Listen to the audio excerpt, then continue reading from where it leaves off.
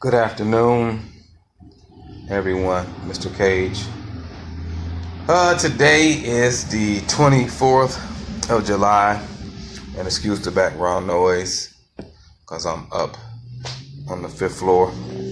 Mr. Cage from the 5th floor wanted to expound a little bit on this topic, this question that was posed last week. I appreciate everybody's feedback concerning the question. Hey Maria, how are you today? Author Miss Collins, how are you as well, my sister? I wanted to give my perception on this topic because if I ever throw out a question, I'm just looking for perspectives.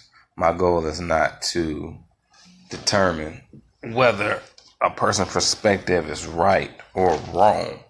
I just like to hear perspectives because that enables us to learn from one another. But I'll elaborate a little bit on my perspective from what I see is the biggest problem in today's youth. And I don't bring these questions to be pessimistic or cynical. I'm just bringing these type of questions because I know that people are having these type of thoughts in their mind. So hopefully you get some insight from myself and some wisdom from my experience of working with people, young people, and just experiences that I've went through concerning life. So this is my warm up before I start training with these parents online. One of my sisters invited me to brunch. She want me to send an email. Okay. All right. Let's do this.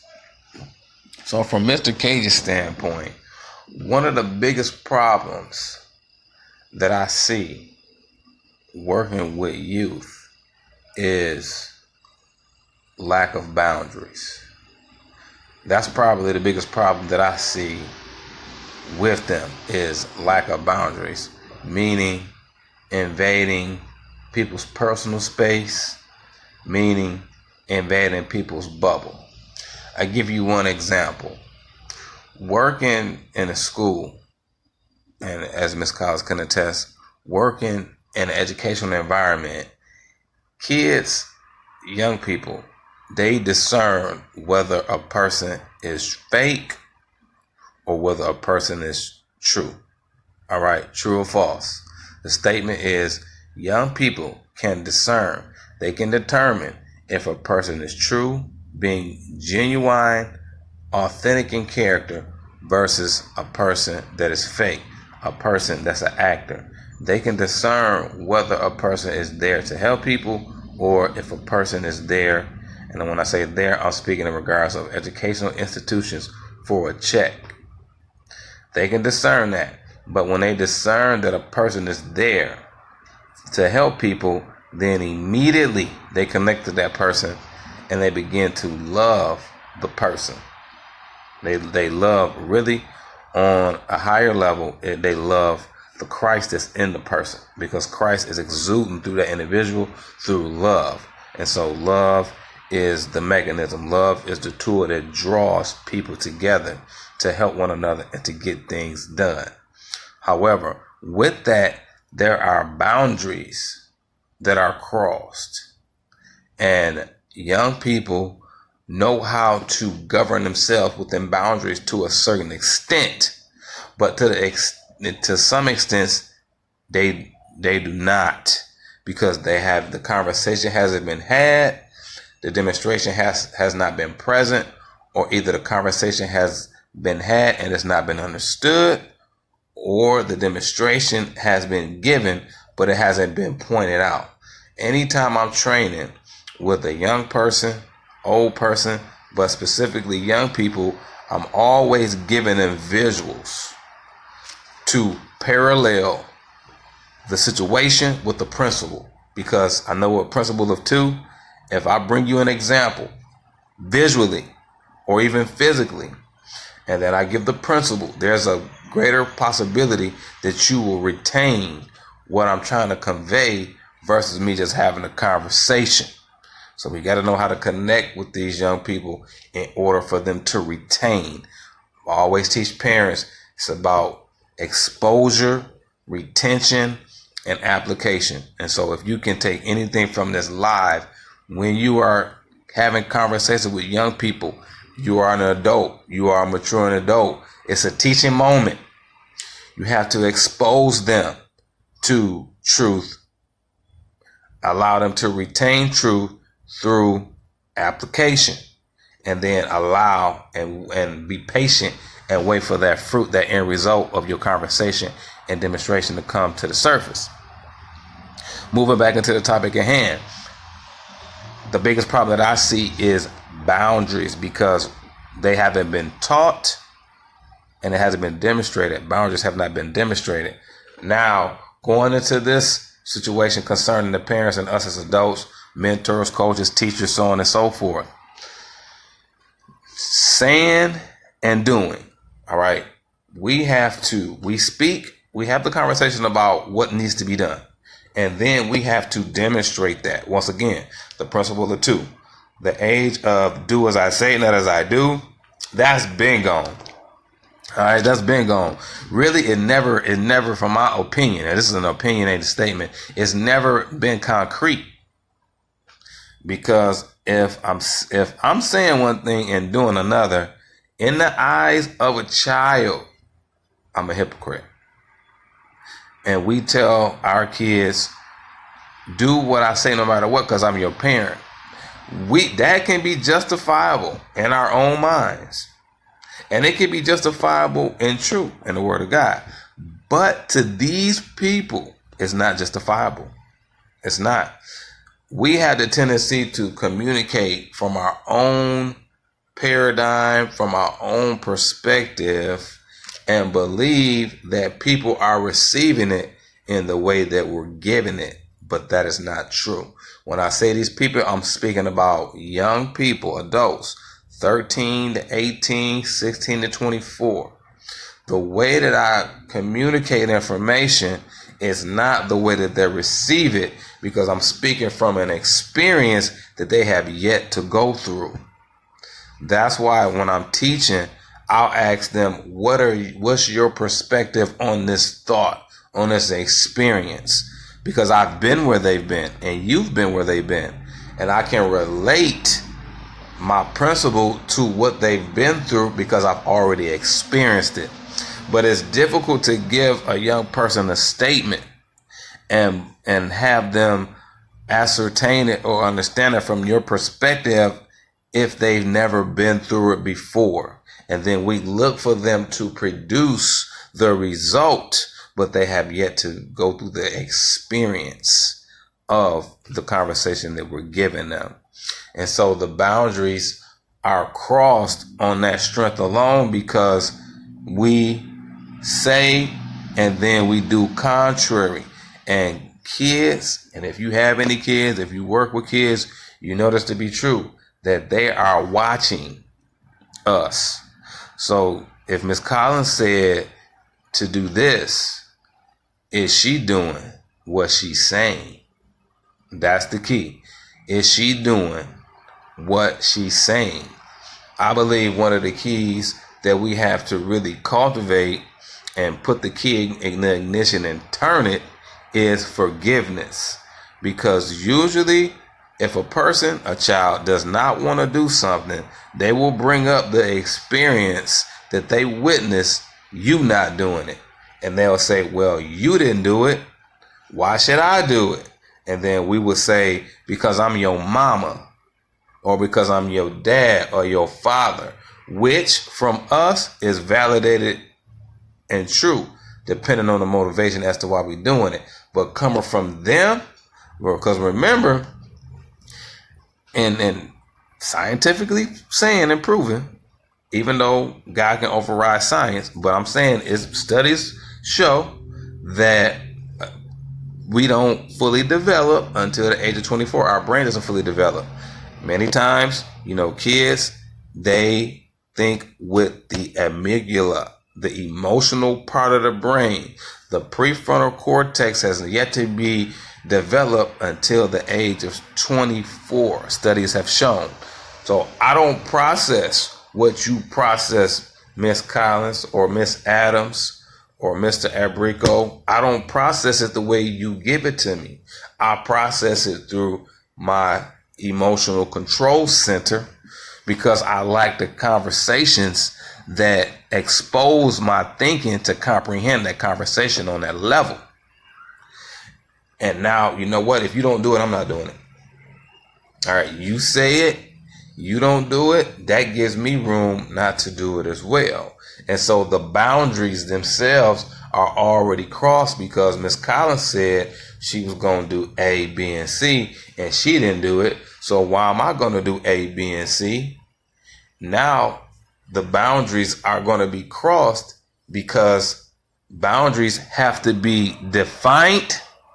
All right, key point. Boundaries have to be defined in conversation. Then they have to be confirmed through action that supports the conversation that's being had. I'm going to give you an example. Type example real quick, somebody. Let me give you an example. Let me give you an example on how I see one of the biggest problems being boundaries and getting in people's bubbles and not understanding boundaries. Give you an example. I had a class today and we were talking about social skills.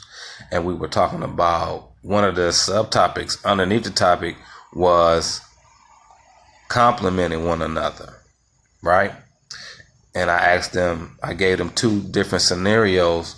And one of the scenarios was, how do you know when you are complimenting a staff and it's inappropriate? And the other example was, how do you know when you complimenting the staff and it's appropriate, right?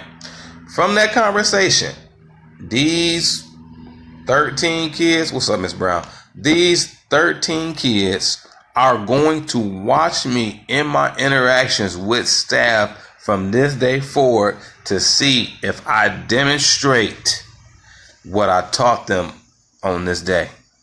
If I choose not to, then that boundary that I set in my mouth has not been set in my lifestyle, and it can be crossed because I taught it, I spoke it, but I didn't demonstrate it. Now when I go into the classroom to teach them again, and I'm bringing expectations and rules, and I'm setting boundaries, some of them may cross the boundaries because they're thinking about the last time I talked with them and taught them, and the last time I didn't demonstrate what I taught. And so now I'm in hypocrisy. I'm a hypocrite, and now there's no trust. And I can't trust you. And so you can set boundaries, but your boundaries are set and defined by words than actions. So you've already not demonstrated the expectation that you set gives me room to cross boundaries and do what I want to do because I follow what people do, not solely what they say.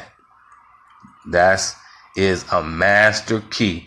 If my life and the village is going to change and the change that comes from my life is going to impact somebody, I have no room. You have no room. We have no room to be hypocrites. But, and this is the last key that I will give you, if a person is on this broadcast, somebody please type nature. Please type nature. So my thing that I see that's the biggest problem with youth is that they overcross and overstep boundaries. They get in people's bubble physically, personally, and verbally, because as adults, as professionals, as teachers, as coaches, as mentors, collectively, I'm not saying one or two people, we are not setting a strong enough foundation to where they won't cross boundaries. They probably believe in 2 or 3 people because they see them consistently doing it. But many of us are very pessimistic. And so we look at the people who are doing wrong instead of the people that are doing right, and we model them because it justifies what we want to do anyway. I said what we want to do, not what needs to be done. Now, how do we alleviate this issue? And my faux pas and my pet peeve is that I had the opportunity to be in, different meetings with several enlightened people, educated people, people that have experience working with young people, and years, and concerning the years, have more experience to working with young people with myself. However, we still haven't discovered this answer, which is nature. Now, in order for the boundaries to be set consistently, and I'm not saying perfection, I'm saying consistently, in order for my conversation and my action to align themselves with the boundaries and the bubbles and the personal space, my nature has to transform and change. Without a person's nature change, and the nature is your identity, your state of being, without the transformation of nature, anything that I do is behavior modification. Could somebody type behavior modification for me, please? Behavior modification. I'm going to show you how this thing works and how it allows us to be inconsistent, and we can discuss the biggest problems that we see with youth. But until we go internal and resolve these issues where God can transform our nature, then these problems will persist.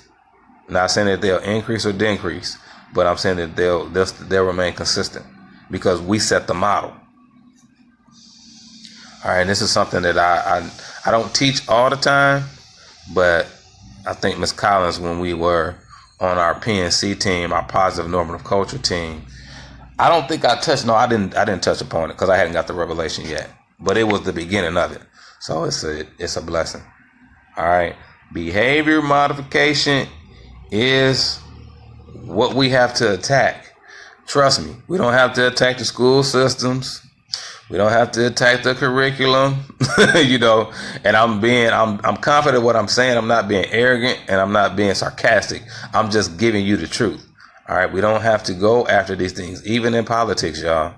I don't sway either way, but this is what we have to address: the behavior modification in itself. And in essence, it's religion, but we'll talk about that on another day when the time presents itself. But behavior modification says this, that when I go into an environment, because I have yet to have confidence in my true identity, which is in Christ, well, my true identity, I am subject to the environment that I'm in, meaning that I will conform to that environment because I have yet to discover who I am.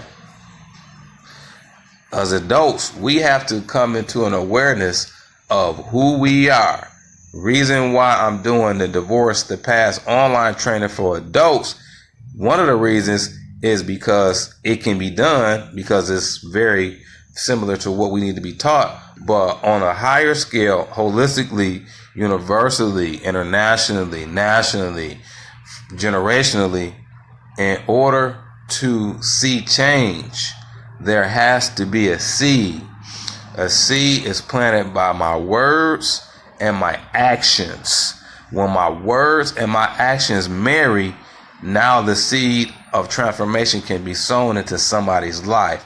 When my words and actions don't line up, that equates to inconsistency, duality, instability, and nobody can follow a person that's unstable, instable, inconsistent, or double-minded. All right, hashtag preach. But the behavior modification allows me to feel intimidated, insecure, isolated, not a part of the crowd, because I'm going into an environment that's foreign, and to fit in, not to feel isolated, not to feel alone, I'm going to conform my behavior, my thoughts, my actions, who I am, to fit this environment. The opposite of behavior modification is transformation. All right. When I come into, I'm saying, Mr. Cage, when I come into an environment, and I'm going to give you this key as you become promotable throughout your career and from an organizational standpoint. When I come into an environment, I conform to the norms and the culture of that environment, but I don't conform my core values. That is a powerful statement. I'm going to repeat it again, because many of you are going to progress on into different environments. If you allow your core values to be modified, then you're subject to your environment. You are supposed to modify your thoughts, your behaviors to fit the culture of where you are, meaning the surface norms and expectations. But once it begins to change your core values, now you're susceptible to that environment. So when I go to an environment, I learn about the environment. I learn about the culture. I learn about the rules. I learn about the expectations. I learn about the spoken norms, the unspoken norms, the things that we're accustomed to. I learn about those things, but I don't allow my nature, who I am, to be conformed by other people's negative thoughts or contrary thoughts or illegitimate thoughts. My goal is to come and impact every person that I come into contact with some type of seed, thought, action, behavior, language, speech. I lay that seed out there because relationally, I know how to interact with people and not be judgmental and just allow them to have their opinion. And I say, okay, that's cool. I can see that. Consider this. And then that allows them to receive that seed. So in closing, in my summary, the biggest thing that I see is the boundaries have been crossed because as adults, we have to set a better example as far as the boundaries that need to be upheld through our language and through our actions. But if we don't, then our kids is susceptible to modifying their behavior to fit in environments that they feel insecure and isolated in. And so a lot of those comments that were given concerning what people see as the biggest problem are valid, are very, very valid. But I'm going to the root as to why these things persist. And so I gave you my perception concerning the biggest problem that I see with young people, but I didn't leave you at the surface. I went to the root of what I believe be the root of the problem. The root of the problem is identity, but it all comes from us understanding who we are. When we understand who we are as adults, as mentors, as teachers, then we can impact our young people in the way that they need to be impacted. If we put our own thoughts concerning them and put them in a box and have our own assumptions, then it's already in my mind. I have a pre-programmed response on why this person does this, why this person thinks this, why this person feels this way, instead of asking them. Ask them how they feel. Ask them what they think. Many times because we think we've been through so much as adults, we already try to predict to them what's going to happen. It's not my job to predict your life as a young person. My responsibility is to train, teach, impart to you, and guide you in the right direction. I'm your guide. I'm not your driver. That's key. I'm your guide. I'm not your driver. Because as a young person, you have your own vehicle. And I'm saying your life. Vehicle, parallel to life. I have my own vehicle, life. I'm not trying to get in your vehicle, your life, and take the steering wheel. That's not my place. My place is to get in my car, life, allow God to take the steering wheel and guide me in the direction where my life is supposed to go. And your responsibility is to consider the direction I'm going if you want your life to change and transform. So it's not my goal to drive your car or vehicle. It's my goal to allow my Father to drive me in the right direction, and for me to exemplify that example to bring you to that experience so you can follow behind me. Any questions? That was a whole lot. I'm glad you all tuned in. Miss Adams, I'm getting ready to do the class with you all soon after this. So this is the warm up to that. But any questions as I give you all shout outs? Thank you, Maria. Thank you, Miss Collins. Thank you, Keith. Thank you, Miss Ferguson. Excuse me. Thank you, Shantae. Thank you again, Miss Adams, Miss Love. C. Brown, Spaghetti. Thank you, Shane. I appreciate you all. Feel free to share this with someone. I just wanted to give you my perspective on the question and some different thoughts to consider as you journey on. These thoughts are not only for the young people, specifically they were for young people because that's what the conversation was about, but these principles and these little tactics can be applied in your workplace, in your career, in your family, because I've seen the result from the wisdom in every area of life.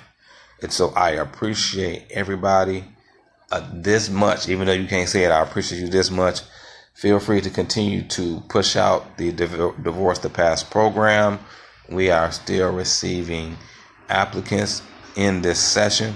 We do have the dates tentatively set for the fall session. So hopefully we can support one another, move forward together in the community. But it takes each individual to come into an understanding of who they are and reflect those things consistently. And that takes place from a nature change. Anything that we do outside of our nature changing is behavior modification, and is subject to external environments, which can cause instability and inconsistency and cause our young people to stumble. Mr. Cage signing out. Love you much. Be great at who you are.